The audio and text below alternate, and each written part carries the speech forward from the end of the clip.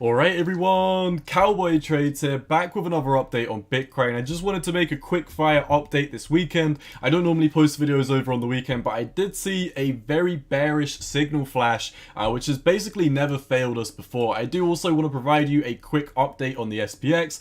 We have obviously moved up slightly to my first price target that I mentioned in my previous YouTube video. We haven't come up to the second price target. I'll talk about these as well. I want to talk about a few oscillators and, once again, a few little technicals on the side. Just something very quick over the weekend. We're going to talk about the TIP ETF, how this is going to choreograph into the SPX, and wrap up the day on the volume traded. So let's jump right into this. This is the most bearish signal, so I'm going to start off on this, and this is when the EMA ribbons start to tighten over on the BTCUSD price. Now you can see multiple times I've talked about this before. These almost work as Bollinger Bands. If you trade or have heard of Bollinger Bands before, typically when they tighten they get much more volatile. Now you can see over here I've got an example of when the EMA ribbons were obviously the tightest they could possibly be, which is when they're actually crossing. Over here you can see we had a bullish cross, over here we had a bearish cross, over here it didn't cross, but as you can see, compared to how it was in the past couple of trading weeks before that, the EMA ribbons got very tight at this region over here. Over here they almost crossed, they got very tight over here, and at this moment in time they're about to cross, or they're coming up to each other to touch once again. So let's look at how this has previously fared for Bitcoin. Well,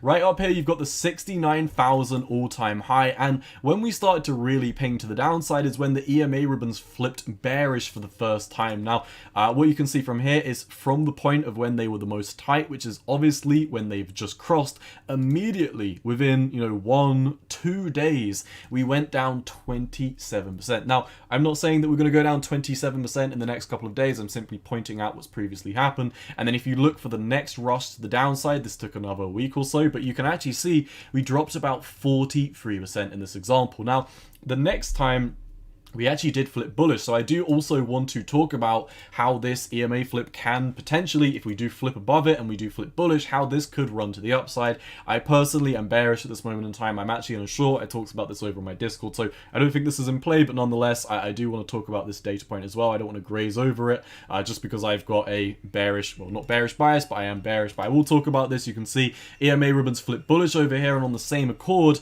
when they got extremely tight, boom, almost 20% to the upside very quickly. This was short-lived. This was a deviation, a fake out, whatever you want to call it, because we came back down to backtest the EMA ribbons and we failed and we broke to the downside. And then you can see immediately after that the EMA ribbons flipped bearish right here. Now if we take a grab of literally what happened within 2 weeks of these EMA ribbons flipping bearish, we went down 40%. At this moment in time, you can see EMA ribbons started to widen. They started to widen. They started to widen. This is a signal that, hey, most of the bearish move has happened. Most of the volatility's happened already. Now we need to chop to the side for a bit, have a reversion back to the mean, which means, come back into these EMA ribbons, revert back to the mean price, and then continue with that breakdown. And what do you know?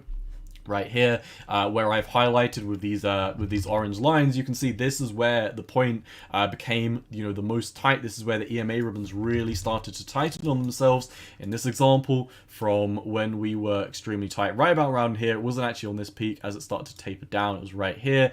Within 1, 2, 3, 4, 5, 6, 7, 8, 9 days or so, approximately, we went down about another 42 to 43%. Let's speed through these next ones now. As you can see, this is very similar, in my opinion. This data point that we've got here looks very similar to this data point over here, and I do want you to take into consideration this was back in August. People were getting out of bed for this move, and this was up at 25,200. People are getting out of bed right now, and we've been rejected from 21,000. We're not even trading at / above 21k at this moment in time. Definitely a lower high from this data point, etc.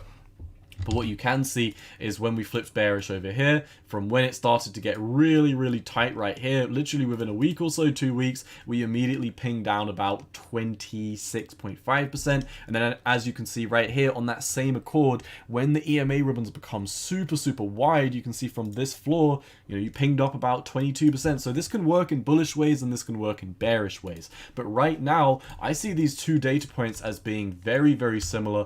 This is definitely cause for concern if you're you're a Bitcoin bull. Like I said, right now, I am in a short. It's a low leverage short. I'm hoping that we push up a little bit higher, 21, maybe 21.7, 21.8, so I can actually put in a higher leverage short with more capital. Right now, I really just have a small trade running that I've discussed with my Discord, so hopefully you're in that trade. Hopefully you're already a member of the Discord. If not, link is in the description down below. But this is basically, very simply, the first chart that I wanted to talk about. This EMA ribbon getting ready to flip is, of course, very, very bearish. Now, in my most recent Bitcoin/SPX video, which was this bull market or bull trap, I gave you two price targets in which I said the SPX is likely to come up to in the immediate short term before breaking down to the downside. Number one, I said 39,000, so 3,900, and then all the way up here I also mentioned the 4,000 region. Let me mark this over here. So 4,000 right here. This was the second price target that I mentioned. I specifically said that I don't think we'll be getting above 4,000, and I also gave you the first price target that I said we were likely to come up to as 3,900, and we're currently grazing / touching this 3,900 level. Now, I don't have a crystal ball. I don't know whether we're going to go up to this 4,000 level and get rejected, or if we're going to get rejected at this 3,900 level. All I do know is that I don't see us pushing up too much further, which is why I've already started to DCA into my shorts. Now, this happened a lot quicker than we originally stated. We talked about how looking at this SPX fractal specifically, it actually says that we should be topping out within the next 13 days, or at least that was when I made that video. So we could have up until maybe November the 5th or so, another week, basically another 7 days. It is likely that we could chop sideways and slightly push up to the upside, which is why, like I'm saying, you know, I'm not entering like a 50x short, 20x short, 10x short. I'm currently in a 5x short, hoping that we do push up slightly higher on the SPX so I can short from a higher level, specifically for Bitcoin though, and I'll talk about that once again in a second.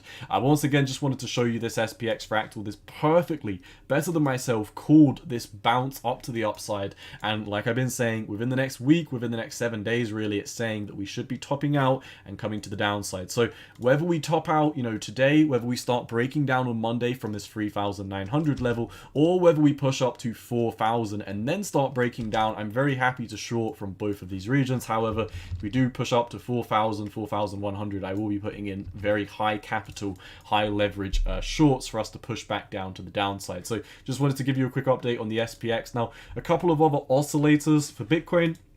Let's actually quickly show you the TIP ETF so we can wrap up on Bitcoin.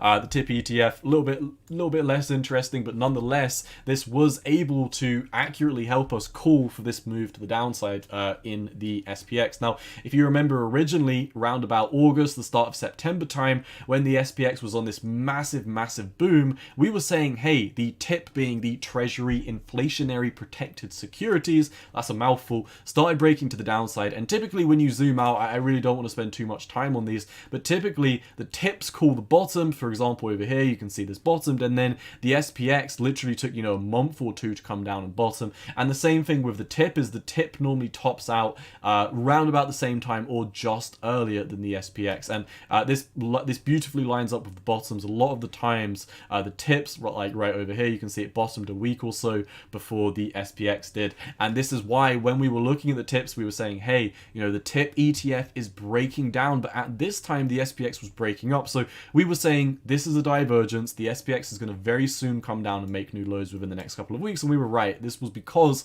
of the tips. We were following the Qs, being the QQQ, the Nasdaq futures, and also the iShares TIP ETF. Now, with this, once again, the TIP ETF at this moment in time is really showing extreme weakness. We're coming up to the EMA ribbons and it looks like we're very flat. You know, we're running out of volume, we're running out of momentum. And in my opinion, at least, looking at the TIP ETF, I think we're getting ready to roll back down to the downside very soon. Now, when I say this, I don't mean that on Monday we're immediately going to ping down to new lows. I do acknowledge, once again, looking at the SPX, that we could push up to slightly higher valuations for the next week or so. So at this moment in time, I do advise, if you are you know, in high leverage trades, whether you're bullish or bearish, be very careful right now. I'm predominantly on the sidelines and I'm starting to DCA into some shorts as we do push up higher, if we do push up higher. If not, I'm already in a short, so that is all good. But the TIP ETF, I picture something either like this coming up, where we push up to the long-term moving average and then start to break down,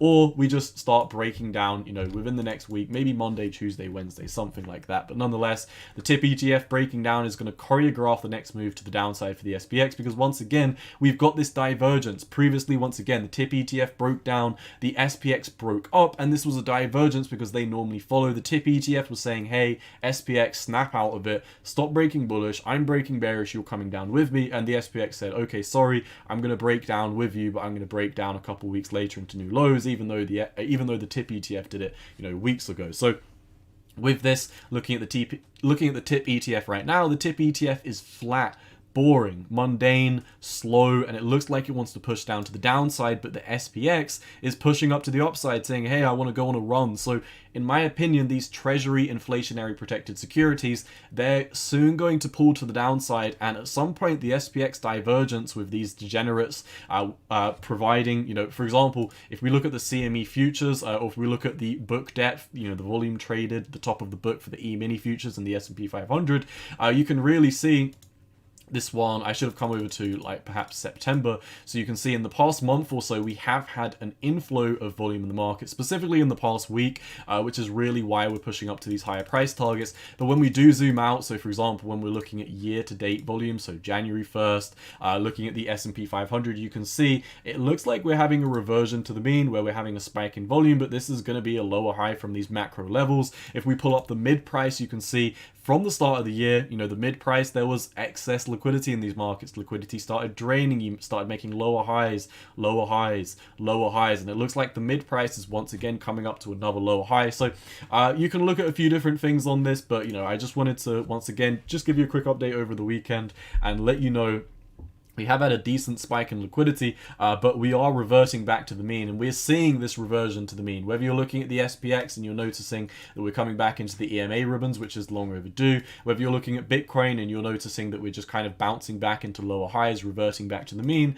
whatever you're looking at, they all kind of look like they're about to roll back down to the downside. So we talked about the tip should be breaking down soon, choreographing the next move down for the SPX. Let's now wrap up the video on just one other quick metric for Bitcoin. The reason why I'm not doing a bunch of in-depth TA today is because really my opinions have not changed from this extensive 26-27 minute video. Bull market or bull trap, all of the information in there is going to be still super relevant.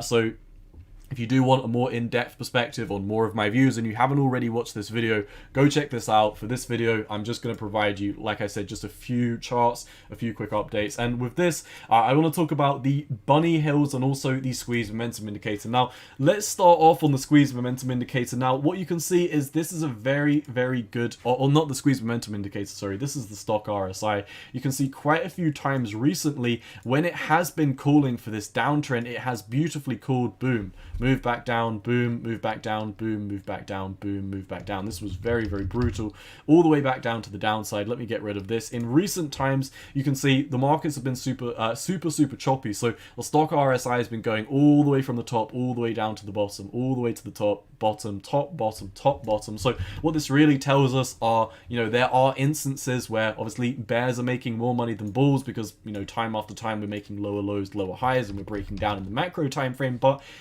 whether you're timing this, you can have bears making money. If bulls are buying at the bottom of these dips, bulls are making money again, bears are making money again, bulls are making money again, bears are making money again, bulls are making money again. So bulls and bears can both make money in this choppy market scenario, but pigs, of course, are going to get slaughtered. So do be very cautious. Don't stick on one side for too long. But nonetheless, when you are looking at the stock RSI, you can see that the blue line is capitulating beneath the orange line, indicative of a breakdown very soon. If we look at the last couple of times this has happened, you can really see that we're just getting a plethora of lower lows and lower highs. This one slightly deviated, we've pushed up. This was kind of like a lower time frame reversion to the mean. This is a higher time frame reversion to the mean. You can normally see after you push above these EMA ribbons, as the EMA ribbons get extremely tight, which is what we were talking about in our first chart, so kind of tying everything together. As these EMA ribbons get tight, you're very likely to get booted to the downside.